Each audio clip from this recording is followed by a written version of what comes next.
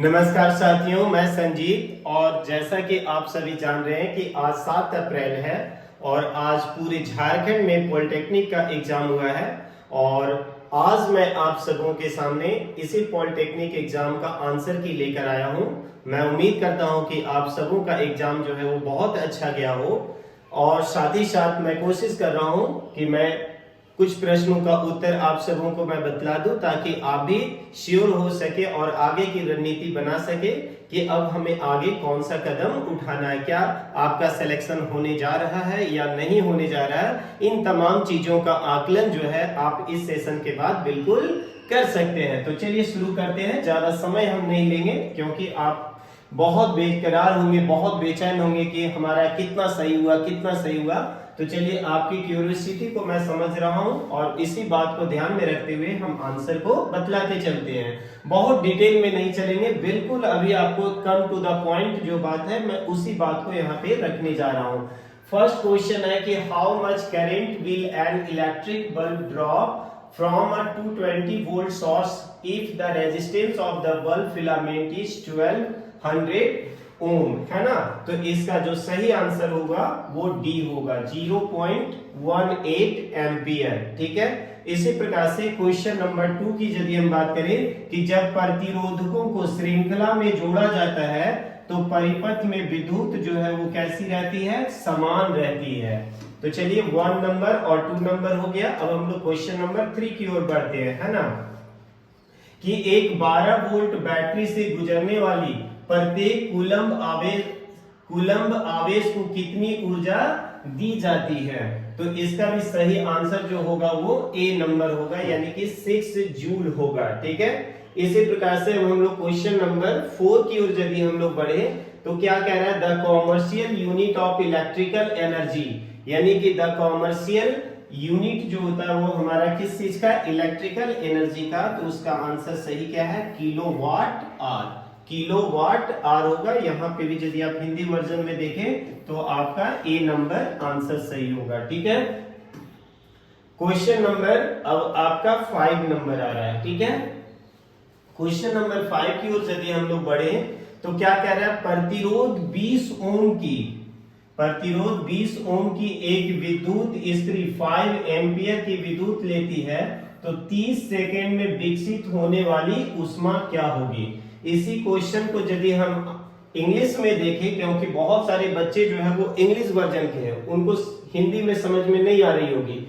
N electric iron of resistance 20 ohm takes a current of 5 ampere, then the heat develop in 30 second is, आपका इसका सही answer जो होगा 1.5 into 10 का power 4 joule होगा, यानी कि आंसर नंबर सी होगा। ठीक है।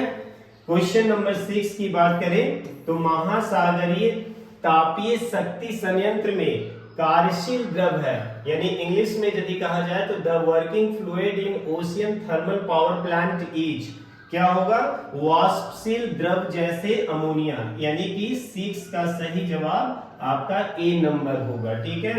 वोल्टाइल लिक्विड लाइक अमोनिया का यूज किया जाता है। ठीक है।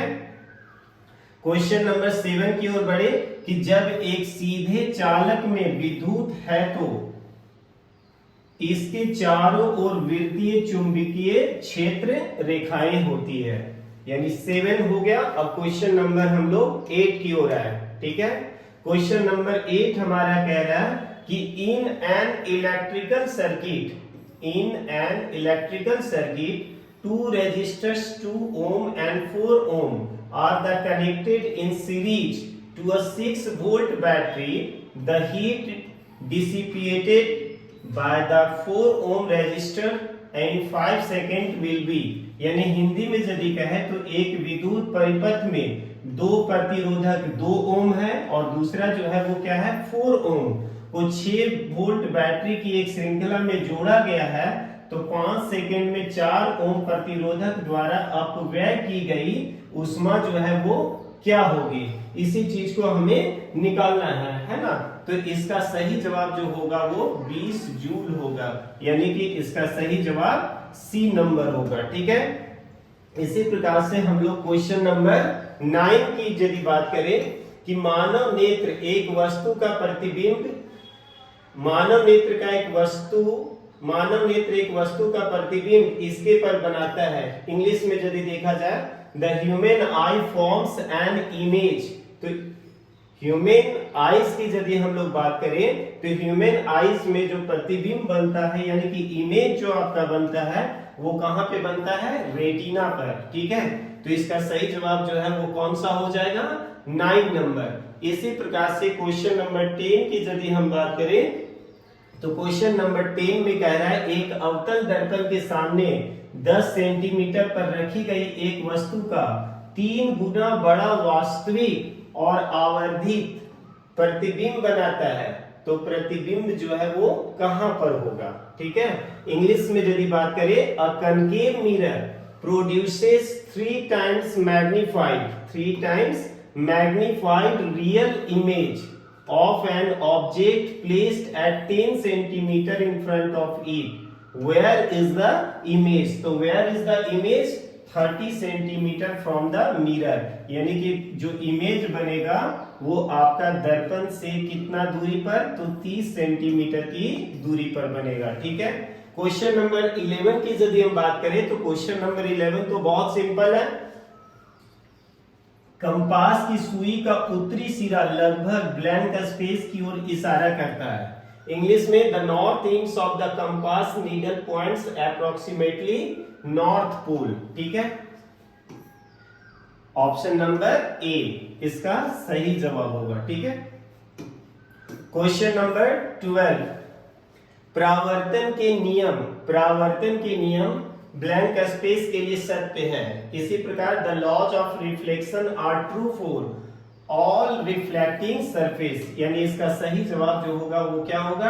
आंसर डी, सभी परावर्तक पृष्ठ के लिए। ठीक है, क्वेश्चन नंबर 13, छोटे छिद्रों के गोलाकार दर्पणों के लिए वक्रता, तिर्यक, फोकस, लंबाई के ब्लैंक स्पेस पाई जाती है। इंग्लिश में आइए समझते हैं। For spherical mirrors of a small apparatus the radius of curvature is found to be blank space the focal length। क्या होगा? आधी होगी, समान होगा, 3 गुना होगा या 2 गुना होगा?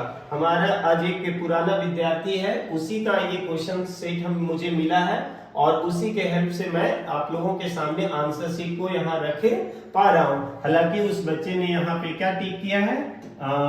समान टिक किया है। अब आप लोग भी दिमाग लगाओ कि इसका आंसर क्या होगा? हाफ होगा, 3 गुना होगा, 2 गुना होगी या आधा होगा? फटाफट आप लोग भी दिमाग में लगाइए। आंसर जो आपका इसका होगा वो 2 गुना होगा, यानी कि ट्वाइस होगा। ठीक है, एक सीधा और बड़ा प्रतिबिंब ब्लैंक स्पेस द्वारा बनाया जा सकता है। An erect and enlarged image can be formed by, किसके द्वारा बनेगा? Only a convex mirror, only a concave mirror, only a plane mirror, और ऑप्शन डी जो है वो कह रहा है कि both convex and concave mirror। तो ये चारों ऑप्शन में से यदि आप देखोगे तो इसका सही जवाब जो होगा वो केवल एक अवतल दर्पण द्वारा, यानी कि इसका सही जवाब जो होगा वो बी होगा। ओनली अ कनकेव मिरर के द्वारा ही बनाया जा सकता है। ठीक है, क्वेश्चन नंबर 15 की ओर यदि हम बढ़े तो क्या कह रहा है 15 नंबर क्वेश्चन? अ लाइट रे, ध्यान से क्वेश्चन को देखोगे कि a light ray travelling obliquely from a denser medium to a rarer medium, तो क्या होगा? बेंड्स टुवर्ड्स द नॉर्मल, यानी कि वो लंब की ओर मुड़ता है। ठीक है, क्वेश्चन नंबर 16 की ओर यदि हम बढ़े तो which of the following is not an example of biomass energy source? ये एक ऐसा क्वेश्चन है जिसे आप जूनियर क्लासेस से पढ़ते आ रहे हो। हिंदी में देखिए, निम्नलिखित में से कौन सा एक जैव भार ऊर्जा का स्रोत का एक उदाहरण नहीं है? तो इसका सही जवाब जो है वो आपका नाभिकीय होगा, यानी कि इंग्लिश में यदि बात करें तो न्यूक्लियर होगा और हिंदी में यदि बात करें तो वो आपका नाभिकीय कहलाएगा। ठीक है, क्वेश्चन नंबर 17, निम्नलिखित में से कौन सा ऊर्जा का एक गैर परंपरागत स्रोत है? ऊर्जा का कौन सा आपका एक गैर परंपरागत स्रोत है, ठीक है। जीवाश्म ईंधन, सौर ऊर्जा, जल शक्ति संयंत्र या आपका पवन ऊर्जा। इसी प्रकार से आंसर जो है वो क्या होगा, फॉसिल फ्यूल यानी कि जीवाश्म ईंधन होगा, ठीक है। क्वेश्चन नंबर 18 कह रहा है कि dead organisms are transformed into natural gas in absence of air. इसका सही जवाब क्या होगा, एब्सेंस ऑफ एयर, यानी कि वायु की अनुपस्थिति में ही वो नेचुरल गैस में कन्वर्ट होते हैं, ठीक है। क्वेश्चन नंबर 19 की ओर आ रहे हैं। The solar cells are made of, कि जो सौर सेल जो है वो बने होते हैं। तो बिल्कुल इस बच्चे ने सही जवाब दिया है। आप देख पा रहे होंगे कि उसने टिक किया है। यहाँ पे क्या आंसर होगा, सिलिकॉन, ठीक है, सिलिकॉन। क्वेश्चन नंबर 20 की ओर बढ़े तो ज्वारीय ऊर्जा ब्लैंक स्पेस से प्राप्त ऊर्जा का एक रूप है, यानी tidal energy is a form of energy obtained from the, किससे होगा, तालाबों में पृष्ठीय जल की गति से, या ज्वारीय तरंगों के रूप में महासागर से, नदी के जल में ज्वार से, या समुद्र में तरंगों की गति से। इस बच्चे ने टिक किया है समुद्र में तरंगों की गति से, लेकिन सही आंसर होगा आपका ज्वारीय तरंगों के रूप में महासागर से, यानी कि बी होगा, ठीक है। क्वेश्चन नंबर नेक्स्ट क्या कह रहा है, 21, a scattering of light can be seen in, यानी प्रकाश का व्यतिकरण ब्लैंक स्पेस में देखा जा सकता है। किस में देखा जा सकता है, तो आकाश का नीला रंग, या बी सूर्योदय के समय सूर्य का लाल दिखना, ऑप्शन सी है सूर्यास्त के समय सूर्य का लाल दिखना, ऑप्शन डी है उक्त सभी। तो इसका सही जवाब जो है वो क्या है, उक्त सभी, यानी कि ऑल ऑफ दी एबव, ठीक है। क्वेश्चन नंबर 22 की ओर आ रहे हैं। वृद्धावस्था में यानी कि ओल्ड एज में लोगों को क्रिस्टल लेंस दूधिया और धुंधला हो जाता है। इस स्थिति को क्या कहते हैं, इंग्लिश में the crystalline lens of people at old age becomes milky and cloudy, this condition is known as, इस स्थिति को क्या कहा जाता है, तो कैटरेक्ट कहा जाता है, और हिंदी में हम लोग मोतियाबिंद कहते हैं, ठीक है। The symbolic representation of a register of a resistance capital R is, इसी तरह हिंदी में क्या हो रहा है कि प्रतिरोध R वाले एक प्रतिरोधक का सांकेतिक प्रदर्शन है। तो सही ऑप्शन क्या हो जाएगा, बी, ठीक है। क्वेश्चन नंबर 24 की ओर आ रहे हैं, ठीक है। निम्नलिखित में से कौन सा विद्युत का एक अच्छा चालक है, Which of the following is the good conductor of electricity? सही आंसर आप बिल्कुल जान रहे हो, कागज होगा, एबोनाइट होगा, कांच होगा, या लोहा होगा। तो सही जवाब आपका क्या है, आयरन है, ठीक है। 25, the SI unit of electric current is, यानी कि विद्युत धारा का SI मात्रक आप अपने माइंड में देखोगे। सोचो इस क्वेश्चन का आंसर कितना सिंपल है। इस बच्चे ने भी देखिए कितनी मिस्टेक किया है या क्या किया, आप लोग जज करो। ए और बी जो है वो बिल्कुल खाली है, सी में देखो ये 3 बिंदु लगाया है, और डी में जो है 1 बिंदु लगाया है। तो आप अनुमान लगाइए कि 25 का जो एग्जैक्ट आंसर है वो क्या होगा, कि विद्युत धारा का एसआई इकाई, the SI unit of electricity, electric current is क्या होगा।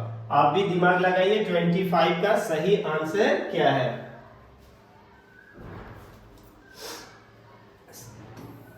एम्पियर, ठीक है। बच्चे ने दिमाग लगाया जिस पे बहुत ज्यादा, वही आंसर उसका जो है वो सही है। क्वेश्चन नंबर 26, फोकस लंबाई को समायोजित करते हुए नेत्र की निकट और दूर दोनों वस्तुओं पर फोकस कर पाने की योग्यता ब्लैंक स्पेस कहलाती है। The ability of eye to focus on both near and distinct object by adjusting its focal length is called accommodation of the eye होगा इसका, ठीक है, कि नेत्र का समायोजन होगा इसका सही आंसर, ठीक है, accommodation of the eye। 27, दो चुंबकीय क्षेत्र रेखाएं दो चुंबकीय क्षेत्र रेखाएं क्या होती है? मध्य बिंदु पर प्रतिच्छेद करती है, उत्तरी ध्रुव के निकट प्रतिच्छेद करती है, कभी एक दूसरे को प्रतिच्छेद नहीं करती है, या दक्षिणी ध्रुव के निकट प्रतिच्छेद करती है। ये 4 ऑप्शन हुआ हिंदी में। इसी तरह से 27 इंग्लिश में यदि हम देखें तो two magnetic field lines intersect at the mid point, intersect near north pole, never intersect each other और इंटरसेक्ट नियर साउथ पोल। तो इसका सही जवाब जो है वो आपका क्या हो जाएगा? नेवर इंटरसेक्ट ईच अदर, यानी एक दूसरे को जो है वो कभी भी इंटरसेक्ट नहीं करते हैं, यानी कि कभी भी एक दूसरे को प्रतिच्छेद नहीं करती है। ये हो जाएगा, ठीक है। 28 धात्विक निकाय वाले उपकरण सामान्यतः पृथ्वी तार से जुड़े होते हैं। इन तारों को पृथ्वी करने का क्या कारण है? Appliances that have a metal body are generally connected to the earthen wire। आप लोग गांव में भी अपने घर के आसपास भी इस चीज को देखे होंगे प्रैक्टिकल वे में। What is the reason to earth these wires?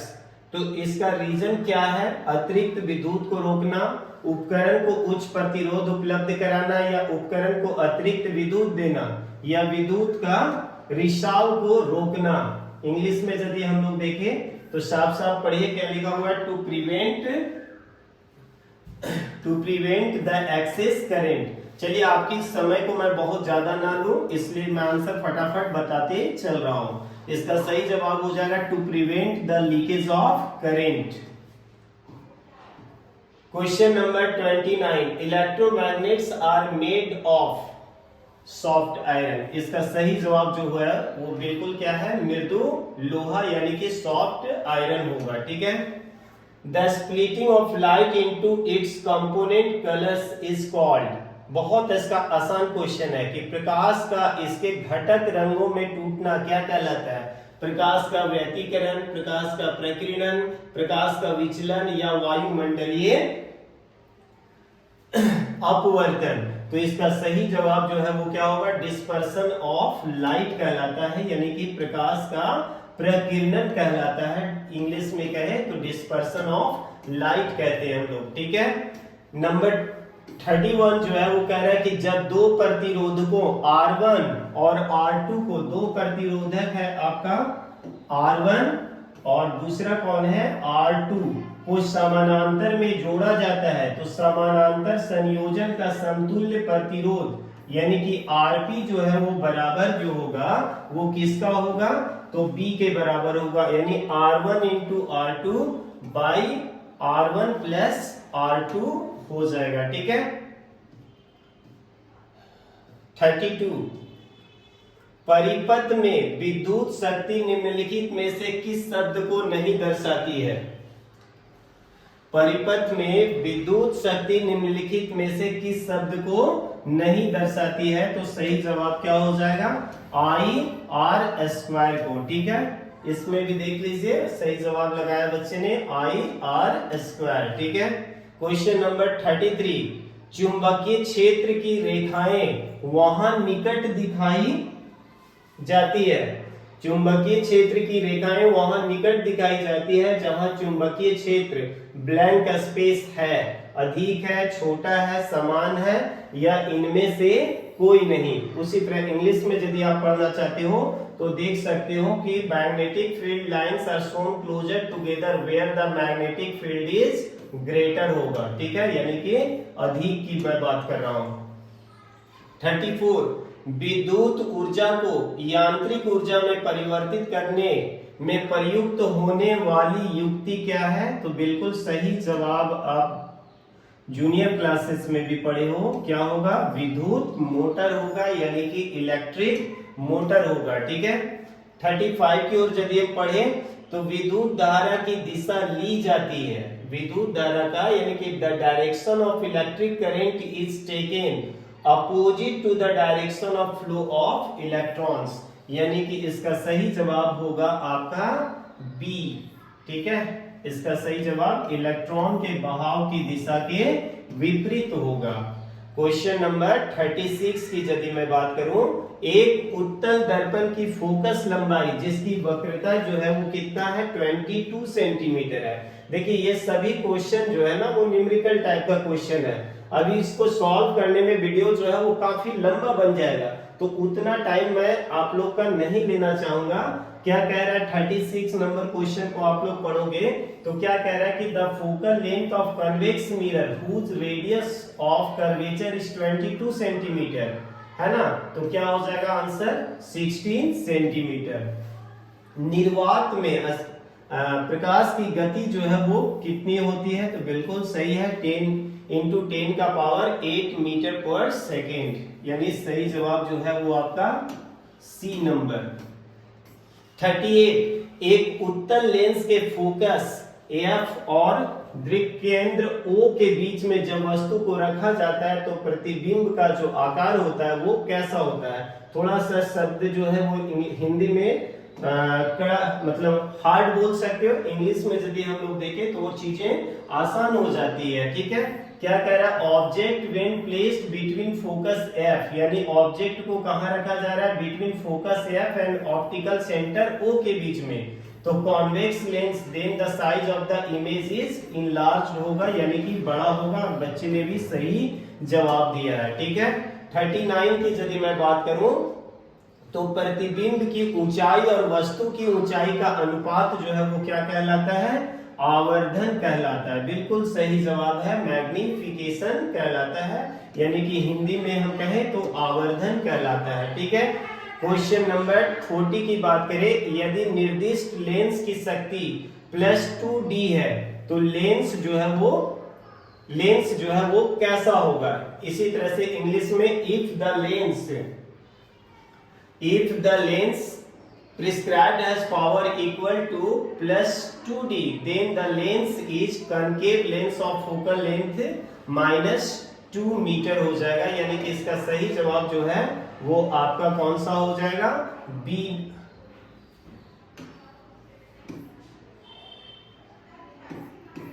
Forty का आपका सही जवाब जो है वो नहीं, सॉरी 40 का नहीं सर, ये होगा आपका सी नंबर जवाब होगा, माफ कीजिएगा।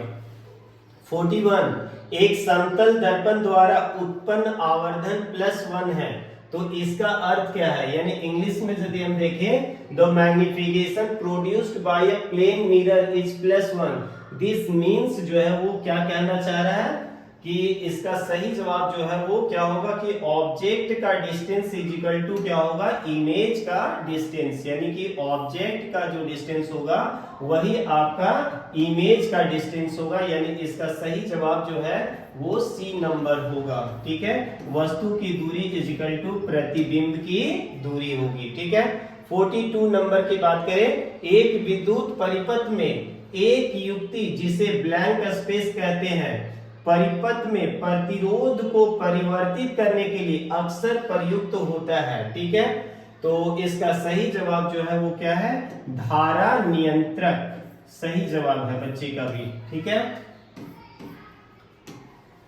क्वेश्चन नंबर 43 की हो रहा है, which material is used for filaments.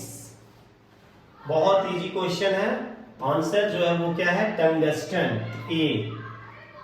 Question number 44 एक विद्युत परिपथ में वोल्ट मीटर का प्रयोग जो है वो ब्लैंक स्पेस को मापने के लिए किया जाता है, तो इसका सही जवाब जो है वो क्या है, पोटेंशियल डिफरेंस, यानी कि हिंदी में कहें तो वो क्या होगा, विभवांतर को हम लोग कहते हैं। ठीक है, 45 की ओर यदि बढ़े, बहुत स्पीड में चल रहा हूं, है ना।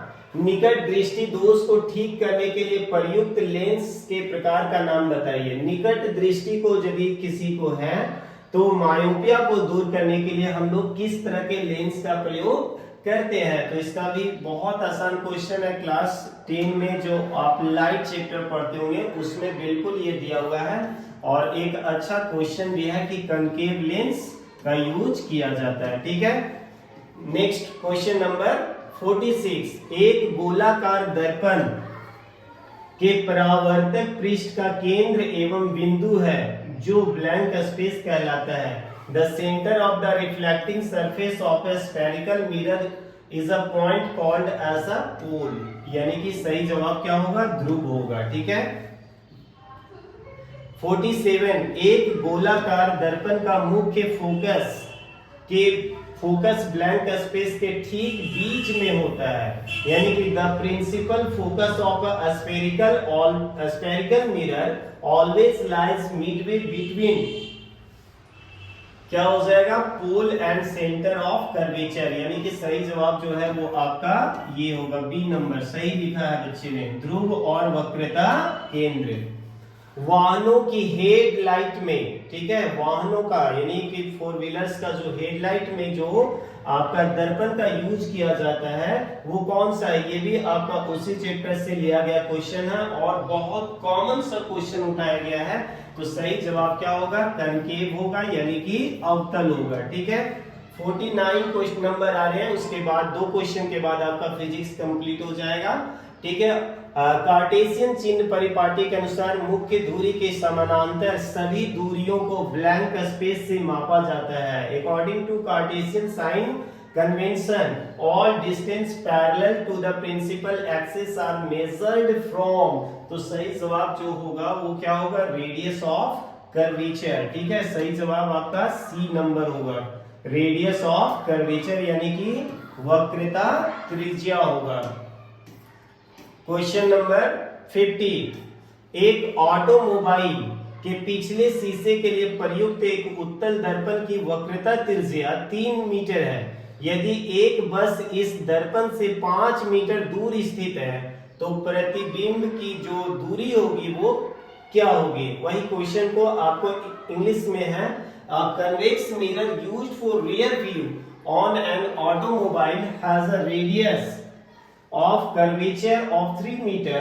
If a bus is located at 5 meter from this mirror, then the image is formed at a distance of, क्या हो जाएगा इसका, 1.15 मीटर, यानी कि ये आपका डी नंबर बिल्कुल सही होगा। ठीक है। तो 50 क्वेश्चन हम लोगों ने अभी तक किया, तो आप अनुमान लगा रहे होंगे कि आपका जो है अभी तक कितना मार्क्स आया। आई होप कह रहे हो कि मैं यदि आपका ये 50 क्वेश्चन में से 30 क्वेश्चन भी सही हो रहा है तो आप बहुत अच्छी जगह पे पहुंच रहे हो, यानी आपका जो रैंक होने वाला है वो बहुत अच्छा होने वाला है। ठीक है। चलिए अब हम लोग केमिस्ट्री की ओर बढ़ते हैं कि प्लास्टर ऑफ पेरिस एक श्वेत पाउडर है और जल के साथ मिलाने पर यह क्या में बदल जाता है, तो बच्चे ने सही जवाब दिया है, क्या हो गया, जिप्सम होगा। ठीक है। एक क्लोर अल्कली प्रक्रिया में ब्लैंक स्पेस गैस, इधर कुछ छूट गया है ना, आइए 52 नंबर को हम लोग यहां से देखते हैं। क्या कह रहा है कि in chlor alkali process blank space gas is given off at the anode, कि एनोड पे जो है वो कौन सा गैस रिलीज होता है, तो वो आपका कौन सा गैस हो जाएगा, क्लोरीन होगा। ठीक है। इसका सही जवाब जो है वो कौन सा है, क्लोरीन है। Question number 53, aqua regia is a freshly prepared mixture of concentrated hydrochloric acid and concentrated nitric acid in the ratio of aqua regia सांद्रित हाइड्रोक्लोरिक अम्ल और सांद्रित नाइट्रिक अम्ल का ब्लैंक स्पेस के अनुपात में बनाया गया ताजा मिश्रण है, यानी 1.3, 1.2, 3.1 या सॉरी पॉइंट में बतला दिया, 1:3, 1:2 या 3:1 और 2:1। तो इसका सही जवाब आप लोग को पता होना चाहिए कि इसका सही जवाब जो है वो क्या है, 3:1, यानी कि 3:1 होगा, तभी ये बन पाएगा। ठीक है। Question number 54, blank space does not react with dilute HCl, यानी कह रहा है कि ब्लैंक स्पेस विरल HCl के साथ अभिक्रिया नहीं करता है। तो कौन अभिक्रिया नहीं करता है सर, तो इसका सही जवाब जो है वो आपका क्या हो जाएगा, तांबा, यानी कि कॉपर हो जाएगा। ठीक है। 54 का सी सही होगा। आइए 55 की ओर हम लोग बढ़े। 55 आपका कह रहा है ores mine from the earth are usually contaminated with large amounts of impurities such as soil sand etcetera called gangue. इसका सही जवाब जो है वो क्या होगा? अधात्री कहिए हिंदी में, या इंग्लिश में यदि हम बात करें तो क्या होगा? गैंग होगा। ठीक है, question number 56, acid plus metal क्या होगा? सॉल्ट प्लस, यानी कि बहुत आसान क्वेश्चन है, क्लास 7 से आप लोग पढ़ते आ रहे हो कि जब अम्ल और धातु का रिएक्शन हम लोग कराते हैं तो लवण तो बनता ही है, साथ ही साथ एक गैस जो है ना वो रिलीज होता है। तो वो गैस जो आपका है वो कौन सा गैस है? तो आपको पता होना चाहिए कि हाइड्रोजन गैस बनता है। ठीक है, basis generate blank space ions in the water, hydroxide OH हो जाएगा, यानी कि सही जवाब 57 का क्या होगा? ए होगा। ठीक है, 57 का ए। ब्लैंक स्पेस आयन की सांद्रता अधिक होने पर पीएच मान जो है वो कम हो जाता है। 58 कह रहा है कि higher the blank space ion concentration lower is the pH value. तो 58 का यदि आप सही जवाब ढूंढ रहे हो तो 58 का सही जवाब होगा हाइड्रोनियम। ठीक है, हाइड्रोनियम आयन का कंसेंट्रेशन अधिक होने से आपका कंसेंट्रेशन जो है वो पीएच वैल्यू का लोअर हो जाता है। ब्लैंक स्पेस सिरके में उपस्थित होता है। ब्लैंक स्पेस यानी कि सिरके में कौन सा एसिड जो है वो पाया जाता है? Present in vinegar. विनेगर का यूज तो खूब चाउमीन खाने में लोग जो है ना वो यूज करते हैं, घरों में भी लोग काफी यूज करते हैं। तो इसका सही जवाब जो है वो कौन सा हो जाएगा? एसिटिक एसिड, यानी कि एसिटिक अम्ल का लोग सबसे ज्यादा यूज करते हैं। क्वेश्चन नंबर 60 बड़ा क्वेश्चन है, पढ़ना होगा।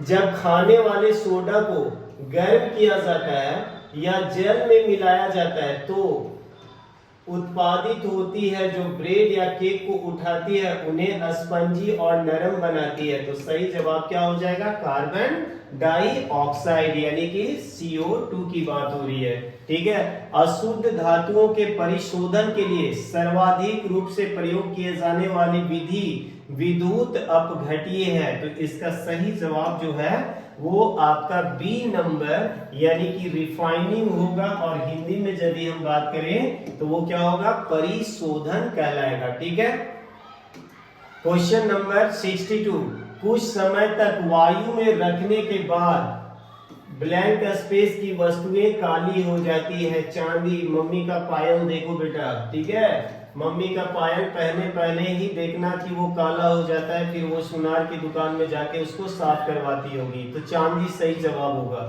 ब्लैंक स्पेस दो या अधिक धातुओं या एक धातु और एक अधातु का एक समान मिश्रण है। बहुत आसान क्वेश्चन है, क्या होगा? मिश्र धातु होगा। इंग्लिश में यदि हम बात करें तो वो क्या होगा? अलॉय होगा। एक मिश्र धातु की विद्युत चालकता और गलनांक शुद्ध धातु की अपेक्षा क्या होती है? तो बिल्कुल सही जवाब लिखा है सूर्योदय का बच्चा। ठीक है, कम होगा, यानी कि लेस देन होगा। ठीक है, क्वेश्चन नंबर 65, अधातु विरल अम्लों से ब्लैंक स्पेस विस्थापित नहीं करते हैं। 65 क्या कह रहा है? Non metals do not displace blank space from dilute acid की नॉन मेटल्स जो है वो किसका डिस्प्लेसमेंट नहीं करते हैं? किसका डिस्प्लेसमेंट नहीं करते हैं? आप लोग फटाफट बताइए। तो इसका सही जवाब क्या होगा? हाइड्रोजन। जबकि मेटल्स जो है वो इसका डिस्प्लेसमेंट करते हैं। क्वेश्चन नंबर 66 की ओर यदि हम बढ़े तो कह रहा है कि the melting point of pure ethanoic acid is blank space and hence it often freezes during winter in cold climate, है ना? तो इसका सही जवाब जो है वो क्या होगा? 290 के, यानी कि सी होगा। सही लिखा है। ठीक है, the ethanoic acid reacts with absolute ethanol in the presence of blank space catalyst to give an ester, ester बनाने के लिए, है ना। इथेनोइक अम्ल ब्लैंक स्पेस उत्प्रेरक की उपस्थिति में पूर्ण इथेनॉल के साथ अभिक्रिया करके एक ईस्टर बनाते हैं।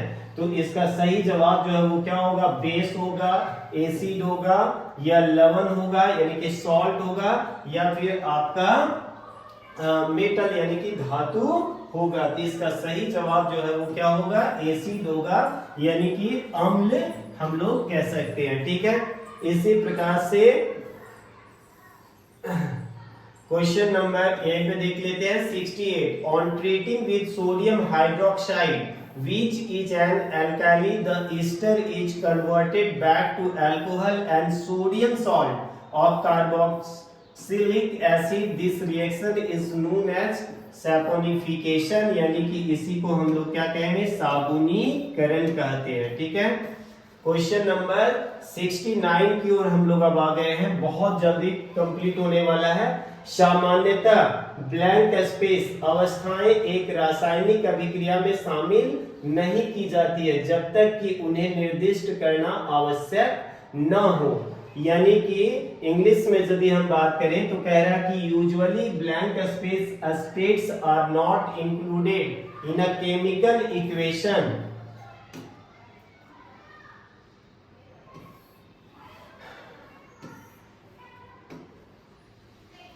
Chemical equation unless it is necessary to specify them। तो सही जवाब जो है वो 69 का क्या होगा, गैसियस होगा, या फिर आपका सॉलिड होगा, या लिक्विड होगा, या फिजिकल होगा। तो इसका सही जवाब जो है वो डी नंबर होगा, यानी कि भौतिक होगा। ठीक है, question number 70 when a decomposition reaction is carried out by blank space it is called thermal decomposition, है ना। कि जब ब्लैंक स्पेस द्वारा एक अपघटन अभिक्रिया की जाती है तो उसमें अपघटन जो है वो क्या कहलाता है, कैसे होता है। तो ये आपका सही जवाब 70 का जो है वो क्या होगा, गर्म करने पे यानी कि हीटिंग करने पे। ठीक है, नंबर नेक्स्ट, शुक्र का वायुमंडल ब्लैंक स्पेस के मोटे सफेद और पीले बादलों से बना है, सल्फ्यूरिक एसिड। ठीक है, सही जवाब इसका आपका क्या होगा, बी नंबर, यानी कि सल्फ्यूरिक एसिड या सल्फ्यूरिक अम्ल कहिए।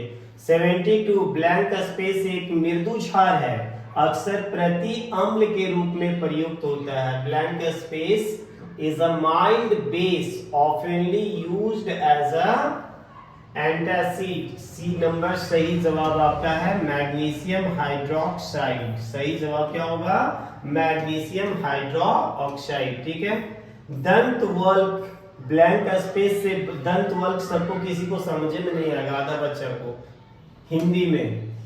टूथ इनेमल, अरे दांत में जो सबसे, हमारे शरीर में जो सबसे हार्डेस्ट सब्सटेंस है वो क्या है, इनेमल है। वो किस चीज से बना हुआ है, तो आपका ये इससे सही जवाब होगा कैल्शियम हाइड्रोक्सी एपेटाइट होगा सही जवाब। ठीक है, डी नंबर।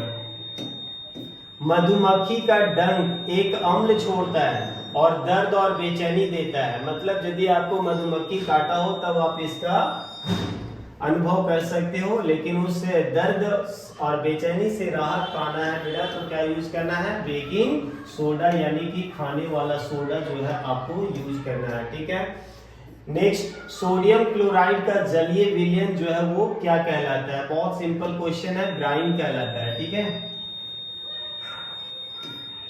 75 का क्या हो जाएगा, सी यानी कि ब्राइन। 76 क्लोरीन का परमाणु संख्या जो है वो कितना है, सबको पढ़ते आया है, NaCl का रिएक्शन कराते आया है, 17 है। ठीक है, सी नंबर। ग्रेफाइट में प्रत्येक कार्बन परमाणु ब्लैंक स्पेस अन्य कार्बन परमाणुओं से उसी तल में एक षटकोणीय आव्यूह देते हैं। तो इसका सही जवाब जो है वो आपका क्या है, A B C D नहीं, B होगा। ठीक है, 3।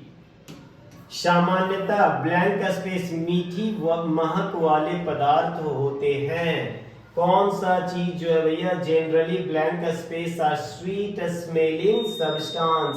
पढ़िए, एल्डिहाइड, कीटोन, ईथर और ईस्टर। 78 बहुत आपका आसान क्वेश्चन है। ईस्टर इसका सही जवाब होगा। ठीक है, इसका सही जवाब जो आपका क्या है, तो ईस्टर, डी नंबर। कह रहा है कि rock salt is mind like, चट्टानी नमक, जैसे काला नमक, सेंधा नमक होता है ना, उसका भी खनन जो है वो किसकी तरह किया जाता है, तो बिल्कुल कोयले के जैसा ही इसका भी माइनिंग किया जाता है। जैसे झरिया धनबाद में कोयला निकाला जाता है ना, उसी तरह से। ठीक है, blank space is used for removing permanent hardness of water. Blank space का प्रयोग जल की अस्थायी कठोरता को हटाने के लिए किया जाता है। तो किसका यूज किया जाता है, तो धावन सोडा यानी कि वॉशिंग सोडा का यूज किया जाता है। हालांकि परमानेंट हार्डनेस को दूर करने के लिए कई और भी विधियां हैं, लेकिन यहाँ पे ऑप्शन के अनुसार यदि मैं बात करूं तो सही जवाब जो है वो आपका क्या हो जाएगा, तो क्या कहाँ गया क्वेश्चन, धावन सोडा यानी कि वॉशिंग सोडा होगा। ठीक है, क्वेश्चन नंबर नेक्स्ट की यदि मैं बात करूं तो क्या कह रहा है कि सल्फाइड अयस्क अत्यधिक वायु की उपस्थिति में अत्यधिक गर्म करने पर ऑक्साइड में परिवर्तित हो जाती है। शायद वही है, यह प्रक्रिया क्या कहलाती है। इंग्लिश में यदि हम लोग बात करें तो ये क्या कह रहा है कि the sulphuric ores are converted into oxide by heating strongly in the presence of excess air. This process is known as roasting होगा इसका सही जवाब। बिल्कुल सही लिखा है बच्चे ने, धुनाई। ठीक है, blank space is an alloy of lead and teen. Blank space सीसा और टीन की एक मिश्र धातु है, जिसका आप लोग इलेक्ट्रॉनिक के दुकान जहां पे रिपेयरिंग किया जाता है उस व्यक्ति को देखे होंगे इलेक्ट्रीशियन का यूज करते हुए सोल्डिंग करने में। तो किस चीज का यूज करता है उन लोग, सोल्डर का यूज करता है। ठीक है, number next question, alkyne potassium permanganate या अम्लीकृत पोटेशियम डाइक्रोमेट अल्कोहल को ब्लैंक स्पेस में उपचयित करता है। 83 को यदि इंग्लिश में पढ़े तो क्या कह रहा है, अल्कलाइन पोटेशियम परमैंगनेट और acidified potassium dichromate are oxidising alcohols to aldehydes, ketones, ethers और एसिड। तो 83 का सही जवाब जो है वो आपका क्या है, एसिड होगा यानी कि अम्ल होगा। ठीक है, क्वेश्चन नंबर 84, अल्कोहल सोडियम के साथ अभिक्रिया करके ब्लैंक स्पेस उत्पन्न करता है। यानी अल्कोहल्स जो है वो रिएक्ट करता है किसके साथ, सोडियम के साथ, leading to the evolution of 84 का आपका सही जवाब जो है वो क्या होगा, हाइड्रोजन होगा। ठीक है, सही जवाब आपका 84 का ए नंबर होगा यानी कि हाइड्रोजन होगा। ठीक है, क्वेश्चन नंबर हम लोग 85 की ओर आगे बढ़ रहे हैं। Blank space affects the optic nerve, दृक तंत्रिका को प्रभावित करके अंधता जो लाता है, ब्लाइंडनेस जो लाता है, वो जिसको हम लोग जहरीली शराब कहते हैं, वो उसका सही कारण क्या है, तो मिथेनॉल, यानी मिथेनॉल की वजह से आपको ब्लाइंडनेस आती है। वाइन में यदि मिथेनॉल की मात्रा रह गई ज्यादा तो वो आपको ब्लाइंडनेस ला सकता है। ठीक है, सूर्य के प्रकाश में श्वेत सिल्वर क्लोराइड हो जाता है, कैसा हो जाता है, हरा, नीला, ग्रे और काला। तो सही जवाब जो है वो ग्रे है यानी कि ऑप्शन नंबर सी। जस्ता और सीसा ब्लैंक स्पेस से अधिक अभिक्रियाशील है। किससे अधिक अभिक्रियाशील है, जस्ता और सीसा तो तांबा से ज्यादा अभिक्रियाशील है यानी कि 87 का ए नंबर हो जाएगा। ठीक है, 88 क्या कह रहा है, जब वसा और तेल ब्लैंक स्पेस होते हैं वे सड़ते हैं और उनकी महक जो है वो स्वाद में बदल जाते हैं। When fats and oils are blank space, they become rancid.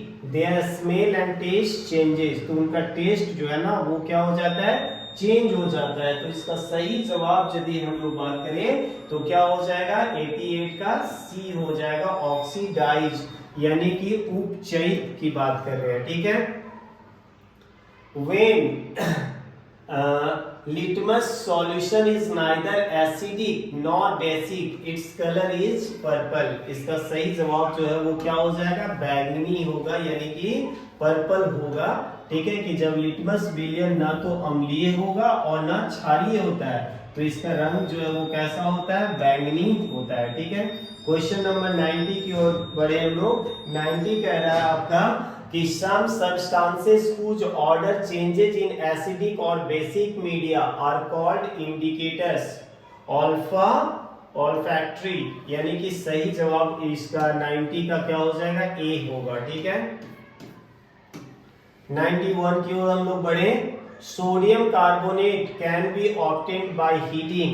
Sodium carbonate को यदि आपको प्राप्त करना है तो किसको गर्म करके आप प्राप्त कर सकते हो, बहुत आसान है। धावन सोडा को, सोडा चूना को, चूने का पत्थर को या बेकिंग सोडा को, किसको आप गर्म करोगे कि आपको ये मिल जाएगा। तो इसका सही जवाब जो है वो क्या होगा, बेकिंग सोडा होगा। 91 का डी होगा। ठीक है, ब्लैंक स्पेस अपेक्षाकृत ऊष्मा के कम सुचालक होते हैं, तो इसका सही जवाब जो है वो बिल्कुल सही बच्चे ने लिख कर आया है कि सीसा और पारा होगा इसका सही जवाब। ठीक है, question number 93, metals like potassium and sodium react violently with.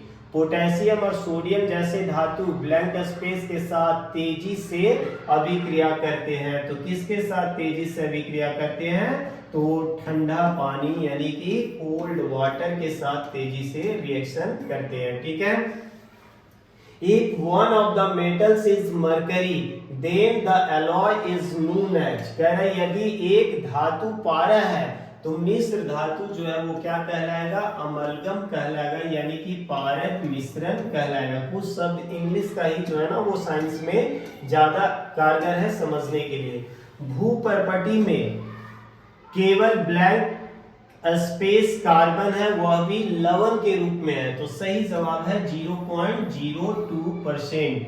A number इसका 95 का होगा। ठीक है, 96, जब एक मैग्नीशियम रिबन को ऑक्सीजन में जलाया जाता है तो यह ब्लैंक स्पेस में परिवर्तित हो जाती है कि when magnesium ribbon is burned in oxygen its gets converted to, किसमें कन्वर्टेड हो जाता है, मैग्नीशियम कार्बोनेट में, मैग्नीशियम ऑक्साइड में, मैग्नीशियम डाइऑक्साइड में या मैग्नीशियम पेरोक्साइड में। 96 का बिल्कुल सही जवाब है आपका मैग्नीशियम ऑक्साइड, यानी कि मैग्नीशियम ऑक्साइड बी नंबर। ठीक है, 97, CO+2H2 एरो के ऊपर क्या है X और उधर आपका बन रहा है CH3OH, तो X का जो X जो है वो क्या होगा, 340 ATM, 240 ATM, 1 ATM और 100 ATM। ये बिल्कुल न्यूमेरिकल क्वेश्चन है, इसका सही जवाब जो होगा वो कौन होगा, 340 ATM, बिल्कुल सही जवाब देकर आया है। ठीक है, 98, ब्लैंक स्पेस पुताई करने के 2 से 3 दिनों के बाद बनता है और दीवारों को जो है वो चमकदार बना देता है, तो ये बच्चे का भी लग रहा है किस्मत चमक रहा है, सही जवाब मार के आया है कैल्शियम ऑक्साइड। ठीक है, option C calcium oxide. Number next, वनस्पति पदार्थ का खाद में अपघटन होना ब्लैंक स्पेस अभिक्रिया का उदाहरण है।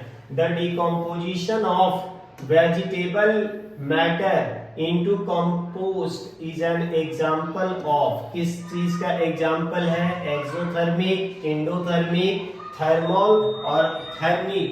तो इसका सही जवाब यदि हम लोग बात करें तो क्या होगा, एक्सोथर्मिक, यानी कि उष्मोत्सर्जी की बात की जा रही है यहाँ पे। ठीक है, नंबर 100 क्या कह रहा है, फेरस सल्फेट के क्रिस्टल FeSO4 7H2O गर्म करने पर ब्लैंक स्पेस छोड़ देता है और क्रिस्टल का रंग जो है ना वो बदल जाता है।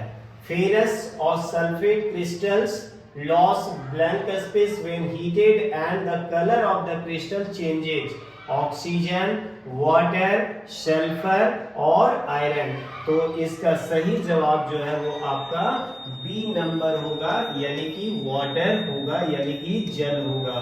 ठीक है, अभी के इस सेशन में मैं 100 क्वेश्चन का डिस्कशन अभी मैं आप लोग के साथ किया। यदि आप लोगों को अच्छा लगा हो तो आप वीडियो को बिल्कुल शेयर करिए, लाइक करिए और कमेंट करिए। अगले वीडियो में मैं मैथ्स का सॉल्यूशन लेकर आऊंगा, क्योंकि ये वीडियो काफी लंबा हो चुका है और कहीं ना कहीं ज्यादा लंबा वीडियो जो है वो लेंदी हो जाता है। इस वजह से मैं रोक रहा हूँ। इसका पार्ट 2 में आप लोग मैथ्स का सॉल्यूशन देखेंगे। ठीक है, तो मिलते हैं बहुत जल्द। बहुत बहुत धन्यवाद।